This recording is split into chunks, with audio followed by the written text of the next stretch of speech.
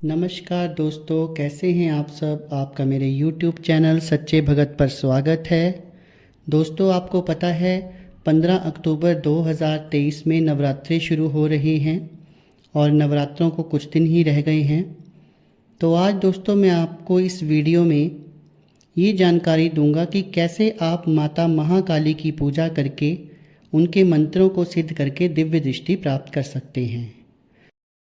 आपको तो दोस्तों पता ही है, नवरात्रों में माता के 9 रूपों की पूजा की जाती है और आप किसी भी रूप की पूजा करें, इस समय जो फल है वो बहुत जल्दी प्राप्त होता है। इन 9 दिनों में की गई पूजा जो है वो पूरे वर्ष की पूजा के बराबर होती है। तो बहुत अत्यधिक चांसेस होते हैं कि आपको इन दिनों में कोई भी मंत्र का जाप करके एक निश्चित संख्या में कोई सिद्धि प्राप्त हो सकती है। तो आज मैं आपको माता महाकाली के एक मंत्र के बारे में बताऊंगा और उनकी पूजा अर्चना कैसे करनी है उसके बारे में बताऊंगा। और अगर महामाई की अगर आपके ऊपर कृपा रही तो आपको कोई सिद्धि भी प्राप्त हो सकती है। तो इससे पहले दोस्तों मैं आपको पूरा प्रोसीजर क्या है, इसकी विधि विधान क्या है उसके बारे में बताऊं।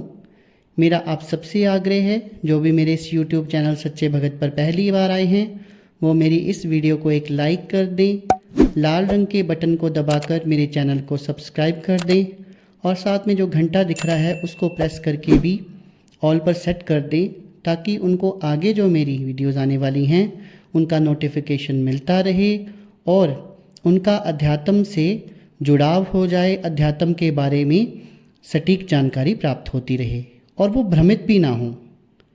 तो चलिए दोस्तों शुरू करते हैं। तो दोस्तों आपको पता ही है 15 अक्टूबर 2023 को नवरात्रि शुरू हो रही हैं और इन नवरात्रों में हम माता महाकाली की पूजा करके उनको कैसे प्रसन्न करें और उनसे मनचाहा वरदान कैसे प्राप्त करें, इसके बारे में मैं आज आपको जानकारी दूंगा। और आपको ये तो पता ही है कि महाकाली जो हैं वो थोड़े से जप तप और साधना से प्रसन्न हो जाती हैं और अगर इनकी माँ के रूप में पूजा की जाए तो बहुत जल्दी कोई न कोई सिद्धि, कोई वरदान अपने साधकों को देती हैं। और नवरात्रों में तो अन्य वर्ष की तुलना में बहुत जल्दी इनकी सिद्धि प्राप्त होती है, इनकी कृपा प्राप्त होती है। सिद्धि का अर्थ ये नहीं है कि आपने देवता को सिद्ध कर लिया है, इसका अर्थ ये है कि उनकी कृपा आपको प्राप्त होना शुरू हो जाती है। तो इसके लिए दोस्तों आपने तैयारी जो है वो पहले ही कर लेनी है। नवरात्रि के प्रथम दिन आपने ब्रह्म मुहूर्त में उठना है और जो आपका पूजा घर है उसको आपने अच्छी तरह से साफ़ कर लेना है। अगर वहाँ पर पहले से आपके पास माता महाकाली की कोई तस्वीर है, कोई मूर्ति है तो बहुत अच्छा है।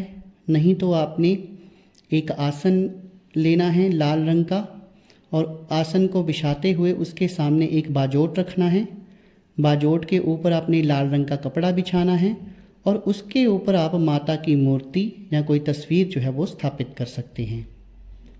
अब इतना कार्य करने के बाद दोस्तों मैं आपको पहले भी बता चुका हूँ कि नवरात्रों में अगर आपने किसी भी देवी की पूजा करनी है तो आपको कलश स्थापित करना पड़ेगा। कलश कैसे स्थापित करते हैं इसके लिए मैं पहले जो मेरी वीडियोज़ हैं उनमें बता चुका हूँ, लेकिन फिर भी मैं थोड़ा सा आपको बता देता हूँ कि आपको जल का एक लोटा लेना है। वो मिट्टी का भी हो सकता है, तांबे का भी हो सकता है और स्टील का भी हो सकता है। उसमें आपने जल डालना है, थोड़ा सा गंगा जल डालना है। उसके अंदर आपने हल्दी की एक गांठ डालनी है, 1 रुपये का सिक्का डालना है, थोड़े से अक्षत यानी कि चावल डालने हैं। ये चावल जो हैं वो साबुत होने चाहिए, खंडित नहीं होने चाहिए। अब यहाँ पर आपने दोस्तों माता महाकाली की पूजा करनी है, इसलिए उसमें थोड़ा सा कुमकुम डालना है, क्योंकि कुमकुम जो है वो लाल रंग का होता है। उसके ऊपर आपने 5 आम्र के पत्ते यानी कि आम के पत्ते रखने हैं और उसके ऊपर एक नारियल रखना है। नारियल जो रखेंगे उसको आपने लाल रंग की चुनरी से लपेट देना है। नारियल की अलग चुनरी मिलती है बाज़ार से। तो इस तरह हमारा जो कलश है वो स्थापित हो जाता है और ये कलश जो है आपने चावलों की छोटी सी ढेरी बनानी है और उसके ऊपर रखना है। इसे आप ज़मीन पर भी स्थापित कर सकते हैं, या फिर जो बाजोट आपने बनाया है जिसके ऊपर आपने माता की तस्वीर या मूर्ति रखनी है, वहाँ भी स्थापित कर सकते हैं। फिर आपने सिंपल से तरीके से, जैसे हम पूजा करते हैं, माता का धूप दीप करना है, उनको तिलक लगाना है।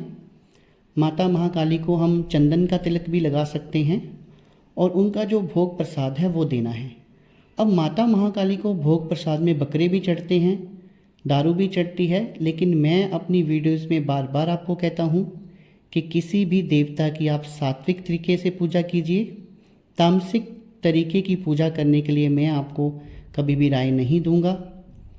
सात्विक तरीके से की गई पूजा जो है वही लाभदायक होती है, बहुत लंबी चलती है और उसमें खतरा कम होता है। और ये नहीं है कि तामसिक तरीके से आप पूजा पाठ करेंगे तो आपको ज़्यादा लाभ होगा और तामसिक तरीके से आप पूजा पाठ करेंगे तो आपको लाभ नहीं होगा। तो हमेशा सात्विक तरीका अपनाना है। इसमें आप माता महाकाली को पान पेड़ों का भोग लगा सकते हैं, किसी भी फल फ्रूट को चढ़ा सकते हैं। अनार जो है वो माता के बहुत प्रिय है, उसको चाकू के साथ बीच में से काट के जो उसका जूस निकलता है उससे आप माता को भोग लगा सकते हैं, अनार का भोग लगा सकते हैं। या फिर नींबू जो है उसका भोग लगाइए, नींबू की बलि भी माता को दी जाती है।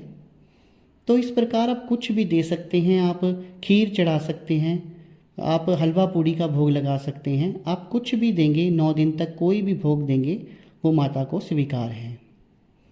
तो ये भोग प्रसाद की बात हो गई। अब एक बात और मैं विशेष आपको बताना चाहूँगा कि माता महाकाली की साधना अगर आपने करनी है तो आप ये साधना दिन में ना करें।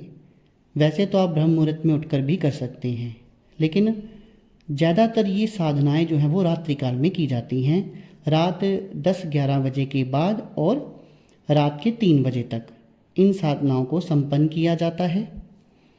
और निश्चित संख्या में आपने रुद्राक्ष की माला के ऊपर माता का एक मंत्र मैं आपको बताने जा रहा हूँ, ओम क्रीम कालिकाय नमः ओम। और कई लोग इसको ओम क्रीम कालिकाय नमः ओम भी कहते हैं, दोनों ही मंत्र सही हैं। क्रीम भी पढ़ सकते हैं, क्रीम भी पढ़ सकते हैं, दोनों ही मंत्र आप पढ़ सकते हैं और दोनों ही माता महाकाली को प्रिय हैं। इन मंत्रों का आपने कम से कम 51 माला जाप करना है और अगर आप 155 माला जाप कर लें तो और भी बेहतर है। और जाप करने के बाद दोस्तों आपने इसका छोटा सा हवन भी करना है, दशांश हवन भी करना है, चाहे वो रोज़ कर लीजिए चाहे वो आखिरी दिन कर लीजिए। वैसे अगर रोज़ थोड़ा थोड़ा हवन किया जाए तो उससे जो है वो शक्ति बहुत जल्दी प्राप्त होती है, माता की कृपा बहुत जल्दी प्राप्त होती है और हो सकता है कि आपको दिव्य दृष्टि भी प्राप्त हो जाए। जब ये सब आप कर लें उसके बाद में दोस्तों आपने क्या करना है, आपने पूजा पाठ संपन्न होने के बाद उसी कमरे में बिस्तर को नीचे बिछाकर सो जाना है। आपने बाकी लोगों के साथ नहीं सोना है। अगर आप नीचे नहीं सो सकते, आपकी कोई प्रॉब्लम है, तो आप ऐसे कमरे में सोइए जो बिल्कुल एकांत हो और आप वहाँ पर अकेले सोएं, आपके साथ और कोई ना हो। एक चीज़ मैं आपको और बताना चाहूँगा दोस्तों, जब भी आप कभी कोई सिद्धि उठाते हैं, जहाँ कोई साधना उठाते हैं, तो उससे पहले संकल्प लेना बहुत ज़रूरी होता है। जब आप पहले दिन ब्रह्म मुहूर्त में उठकर तैयारी करेंगे तो आपको संकल्प लेना है कि हे माता महाकाली, मैं आपका रोज़ इतने माला इतने मंत्र जाप करूँगा और उनको अपना नाम, अपने गोत्र का नाम, अपने पिता का नाम बताना है और आपका उद्देश्य क्या है मंत्रों का जाप करने का ये भी बताना है। और नवरात्रों में किसी भी प्रकार की साधना करने का एक फ़ायदा ये होता है कि उन मंत्रों से संबंधित देवी या देवता जो है वो आपको कोई भी नुकसान नहीं देता है और किसी भी प्रकार से आपसे रुष्ट नहीं होता है, चाहे आपसे कोई गलती हो जाए। तो ज़्यादातर नवरात्रों में देवी की भक्ति ही की जाती है, भगवान शिव की भी की जाती है, अन्य देवी देवताओं की भी की जाती है, पर नव दुर्गा में से किसी भी देवी की पूजा अगर हम करें तो वो ज़्यादा फलित होती है। तो आज जो जानकारी मैंने आपको दी वो आपको कैसी लगी कमेंट सेक्शन में कमेंट करके ज़रूर बताइएगा। अगर आपके मन में कोई प्रश्न हो वो भी पूछिएगा और अगर मेरी वीडियो आपको अच्छी लगी हो तो इसे एक लाइक ज़रूर कर दीजिएगा, चैनल को सब्सक्राइब कर दीजिएगा और इस वीडियो को ज़्यादा से ज़्यादा शेयर कीजिए ताकि अगर कोई ये साधना करना चाहता है उस तक ये वीडियो पहुंच जाए। और अगर उसको जानकारी नहीं है कि नवरात्रों में पूजा अर्चना कैसे की जाती है तो उसको ये जानकारी मिल जाए। मेरी वीडियो को देखने के लिए बहुत बहुत धन्यवाद। शुभ रात्रि मित्रों।